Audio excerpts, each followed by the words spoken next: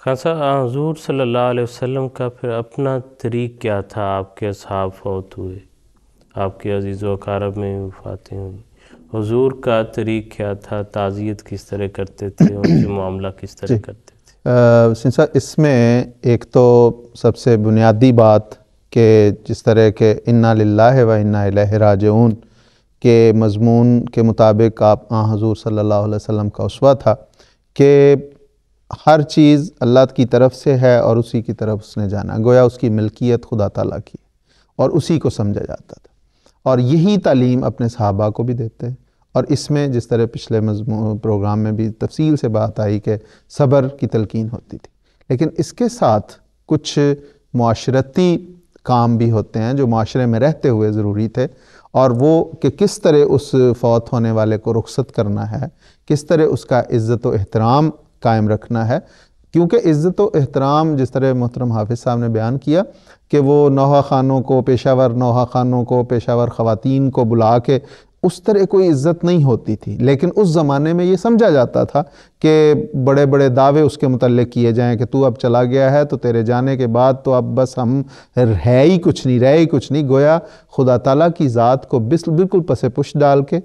اس کو خدا کی جگہ پہ بٹھایا جاتا تھا کہ تیرے جانے کے بعد اب رزق بھی ہمارا ختم ہو جائے گا، ہمارا ٹھکانہ بھی کچھ نہیں رہے گا، نہ ہمیں کوئی پوچھے گا۔ تو یہ سارے تصورات حضور صلی اللہ علیہ وسلم نے ختم کیے، لیکن انتہا درجے کی محبت جو ہے وہ اس کے لیے ظاہر کرنا، ظاہر کی جاتی تھی، جو کہ اصل میں اللہ تعالیٰ کا ہی حق ہے صرف کہ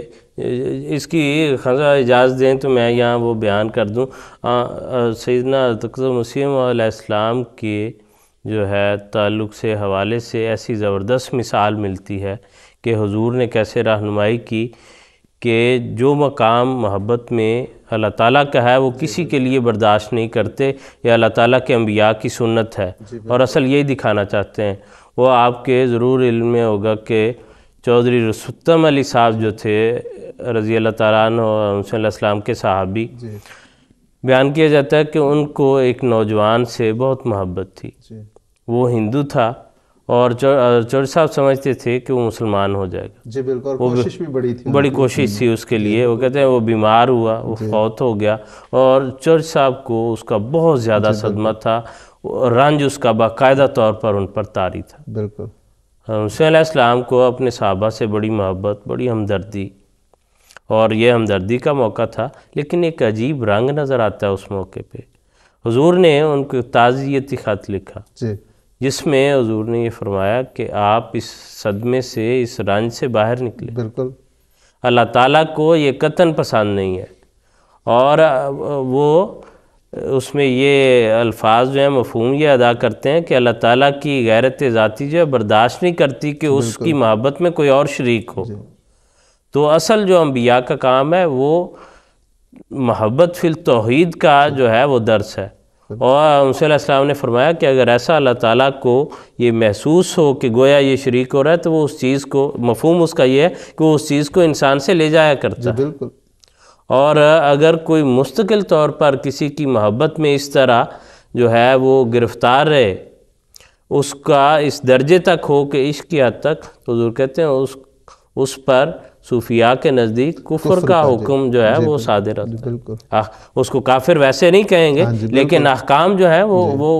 کفر کے صادر ہوتے ہیں، اس لیے کہ خدا تعالیٰ کی محبت جو اس کا حق ہے، اس محبت میں کسی اور کو شامل کیا، اور مومنین کے متعلق یہ واضح فرمایا کہ وَالَّذِينَ آمَنُوا أَشَدُّ حُبًّا لِلَّهِ۔ جی بالکل، ان کی جو زیادہ محبت ہے سب سے بڑھ کر، وہ خواہ بیٹا ہو یا دوست ہو یا بھائی ہو، شریک حیات ہو، وہ اللہ تعالیٰ سے ہی ہے۔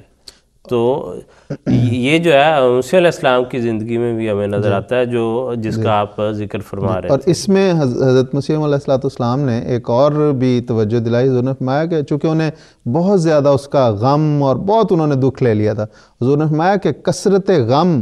جو ہے بعض اوقات خلاف تعلیم اسلام ہے، اس لیے اس کو چھوڑ دیں، اس غم سے باہر آ جائیں۔ تو بہرحال سلب ایمان کا خطرہ ہوتا ہے۔ اگر حضور کو یہ نظر آیا کہ یہ ایسا موقع ہے کہ ان کا ایمان خطرے میں ہے، تو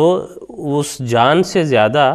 جو چلی گئی اس کا تو اب کچھ نہیں ہو سکتا، جو باقی رہ گیا اصل تو اس کا ایمان ہے۔ تو اس موقع پر جو ہے کئی جگہ پر یہ ملتا ہے کہ اور بالعموم موسیٰ علیہ السلام کا یہ طریق تھا کہ دنیا کی بے ثباتی جو ہے اس کا اظہار کرتے، اللہ تعالیٰ کی رضا پر رہنے کا جو ہے وہ سکھاتے انسان کو،